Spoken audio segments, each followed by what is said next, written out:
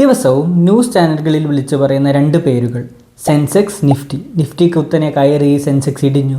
എന്താണിത്? ഈ നമ്പർ കൂടുന്നതും കുറയുന്നതും കണ്ട് നിങ്ങൾ എപ്പോഴെങ്കിലും ചിന്തിച്ചിട്ടുണ്ടോ ഇതെങ്ങനെയാണ് നിങ്ങളുടെ ജീവിതത്തെ ബാധിക്കുന്നത് എന്ന്? ഇത് വെറും കോടിക്കണക്കിന് രൂപയുടെ കച്ചവട കണക്കുകളല്ല. ഇത് നമ്മുടെ രാജ്യത്തിൻ്റെ തന്നെ സാമ്പത്തിക എഞ്ചിൻ്റെ ഡാഷ്ബോർഡാണ്. ഈ എഞ്ചിൻ്റെ വേഗത കൂടുന്നതും കുറയുന്നതിനും അനുസരിച്ച് നിങ്ങളുടെ പെൻഷൻ, ഹോം ലോൺ, EMI, എന്തിന് നിങ്ങൾ മേടിക്കുന്ന പച്ചക്കറിയുടെ വിലയെ വരെ നിയന്ത്രിക്കും. നമുക്കിന്ന് ഈ രഹസ്യ എഞ്ചിനെക്കുറിച്ച് വിശദീകരിച്ച് പഠിക്കാം.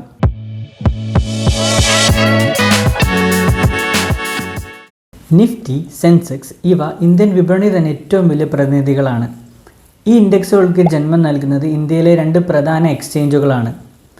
നമ്മൾക്ക് സ്റ്റോക്ക് മേടിക്കാനും വിൽക്കാനും സഹായിക്കുന്ന കമ്പനികളാണ് എക്സ്ചേഞ്ചുകൾ. ഇതിൽ ഒന്നാമത് BSE അഥവാ ബോംബെ സ്റ്റോക്ക് എക്സ്ചേഞ്ച്. ഇന്ത്യയിൽ തന്നെ ഏറ്റവും പഴക്കമുള്ള ഒരു എക്സ്ചേഞ്ചാണിത്. ഈ BSEയിലെ ഏറ്റവും കരുത്തരായ 30 കമ്പനികളെ റെപ്രസെൻറ്റ് ചെയ്യുന്നതാണ് സെൻസെക്സ്. ഇനി രണ്ടാമത് NSE അഥവാ നാഷണൽ സ്റ്റോക്ക് എക്സ്ചേഞ്ച്. ഇന്ത്യയിലെ ഏറ്റവും വലിയ സ്റ്റോക്ക് എക്സ്ചേഞ്ചാണിത്.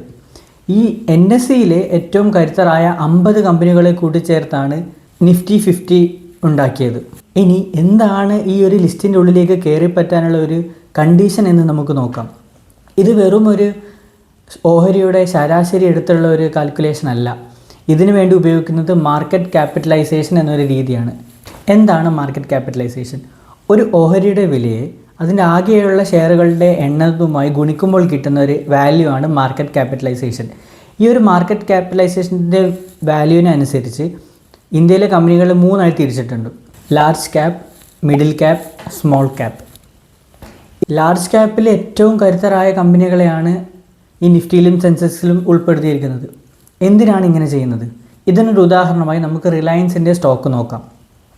റിലയൻസിൻ്റെ ഇന്നത്തെ വില ഒരു 1500 രൂപയുടെ അടുത്താണ്. റിലയൻസിൻ്റെ മാർക്കറ്റ് ക്യാപിറ്റലൈസേഷൻ എന്ന് പറയുന്നത് 20 ലക്ഷം കോടി രൂപയാണ്. എന്താണ് ഇത് അർത്ഥമാക്കുന്നത്? റിലയൻസിൻ്റെ വില നാളെ 100 രൂപ കൂടുമ്പോൾ റിലയൻസിൻ്റെ മാർക്കറ്റ് ക്യാപിറ്റലൈസേഷൻ 21 ലക്ഷം കോടി രൂപയാണ് ആവുന്നത്. അതായത് റിലയൻസിൻ്റെ സ്റ്റോക്ക് 100 രൂപ കൂടുമ്പോൾ ഉണ്ടാക്കുന്ന സ്വാധീനം ഇന്ത്യയിലെ ചെറിയൊരു കമ്പനി 100 രൂപ കൂടുമ്പോൾ ഉണ്ടാക്കുന്ന സ്വാധീനത്തെക്കാൾ എത്രയോ വലുതായിരിക്കും. ചുരുക്കത്തിൽ ഈ 30-50 കമ്പനികൾ ലാഭത്തിലാവുമ്പോൾ ഇൻഡെക്സ് ഉയരുകയും ഇവർ നഷ്ടത്തിലാവുമ്പോൾ ഇൻഡെക്സ് താഴുകയും ചെയ്യും. ഇവയാണ് നമ്മുടെ രാജ്യത്തിൻ്റെ സാമ്പത്തിക കളികളിലെ ചക്രവർത്തിമാർ. നിഫ്റ്റിയും സെൻസെക്സും നമ്മുടെ ജീവിതത്തെ എങ്ങനെയാണ് ബാധിക്കുന്നത് എന്ന് നോക്കുന്നതിന് മുമ്പ് ഈ വാല്യൂ കൂടുമ്പോൾ ഇന്ത്യ എന്ന ബ്രാൻഡിന് എന്താണ് സംഭവിക്കുന്നത് എന്ന് നമുക്ക് നോക്കാം. ഒന്ന്, വിദേശ നിക്ഷേപം. നിഫ്റ്റിയും സെൻസെക്സും കുതിച്ചുയരുമ്പോൾ വിദേശ നിക്ഷേപകർ ഇന്ത്യയെ മികച്ച പണം നിക്ഷേപിക്കാനുള്ളൊരിടമായി കാണുന്നു. ഇന്ത്യയിൽ അവർ പണം നിക്ഷേപിക്കുമ്പോൾ ഒരുപാട് വ്യവസായങ്ങൾ ഉണ്ടാവുകയും കുറേ പേർക്ക് ജോലി ലഭിക്കുകയും ചെയ്യുന്നുള്ളൂ. ഇനി ഇൻഡെക്സ് ഇടിയുമ്പോൾ ഈ പണം മുഴുവൻ തിരിച്ചു പോകും. 2, വളർച്ച. ഇൻഡെക്സുകൾ കുത്തനെ വരുമ്പോൾ രാജ്യത്തിൻ്റെ GDP കൂടുന്നു. ഇത് സാമ്പത്തിക വളർച്ചയെ കണക്കാക്കുന്നു. ചുരുക്കി പറഞ്ഞാൽ നിഫ്റ്റി സന്തോഷത്തിലാണെങ്കിൽ രാജ്യം സന്തോഷത്തിലാണ്. ഇനിയാണ് ഏറ്റവും പ്രധാനപ്പെട്ട ഭാഗം. എങ്ങനെയാണ് നിഫ്റ്റിയും സെൻസെക്സും നിങ്ങളുടെ പോക്കറ്റിനെ ബാധിക്കുന്നത്? ഇത് ഒരു കോയിനിൻ്റെ ഇരുവശങ്ങൾ പോലെയാണ്. നമ്മൾക്ക് ഈ ഒരു കാര്യം നിഫ്റ്റി ഉയരുന്ന സാഹചര്യവും നിഫ്റ്റി താഴുന്നൊരു സാഹചര്യവും വെച്ച് നമുക്ക് പരിശോധിക്കാം. ആദ്യത്തെ കേസ്, നിഫ്റ്റി കുതിച്ചുയരുമ്പോൾ.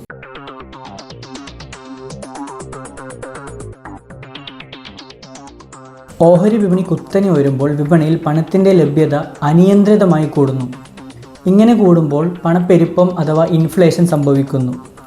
കമ്പനികൾക്ക് അസംസ്കൃത വസ്തുക്കൾ മേടിക്കാൻ കൂടുതൽ പണം ചെലവാക്കേണ്ടി വരും. കമ്പനികൾ ഈ ചെലവാക്കുന്ന കൂടുതൽ പണം ഉൽപ്പന്നങ്ങളുടെ വില വർധനവിലൂടെ നമ്മളിലേക്ക് കൈമാറുന്നു. ഈ പണപ്പെരുപ്പം നിയന്ത്രിക്കാൻ RBI റെപ്പോ റേറ്റ് കൂട്ടുന്നു. അപ്പോൾ എന്ത് സംഭവിക്കും? ബാങ്കുകൾ അവരുടെ പലിശ നിരക്ക് കൂട്ടും. നിങ്ങളെടുത്ത കാർ ലോൺ, ഹോം ലോൺ എന്നിവയുടെ പലിശ കൂടുന്നു. നിങ്ങളുടെ മന്ത്ലി EMI കൂടും. ചുരുക്കി പറഞ്ഞാൽ നിഫ്റ്റി കുത്തനെ ഉയരുമ്പോൾ നിങ്ങളുടെ മ്യൂച്വൽ ഫണ്ടിൻ്റെ വാല്യൂ കൂടും. അതേസമയം നിങ്ങളുടെ പാൽ ബില്ലും ലോൺ EMIയും കൂടുന്നു. ഇനി രണ്ടാമത്തെ സാഹചര്യം, നിഫ്റ്റി ഇടിയുകയാണ്.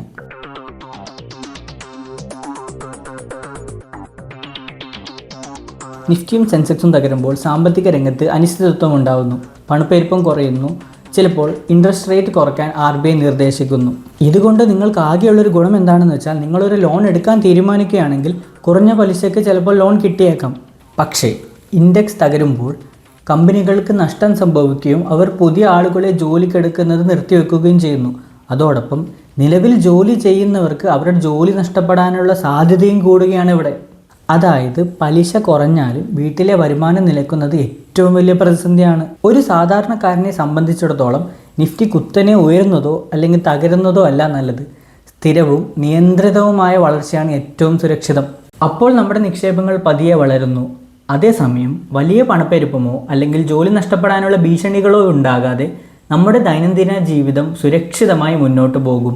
നിഫ്റ്റിയും സെൻസെക്സും എന്നത് കോർപ്പറേറ്റുകളുടെ കണക്കുകൾ മാത്രമല്ല, നിങ്ങളുടെ ദൈനംദിന ജീവിതത്തിൻ്റെയും രാജ്യത്തിൻ്റെ ഭാവിയുടെയും ഒരു താക്കോലാണ്.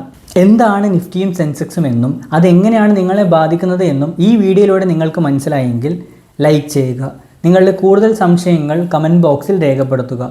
ഇതേപോലുള്ള കൂടുതൽ വീഡിയോകളുമായി ഞാൻ വരുന്നതുവരെ സന്തോഷത്തോടെ നിക്ഷേപിക്കുക.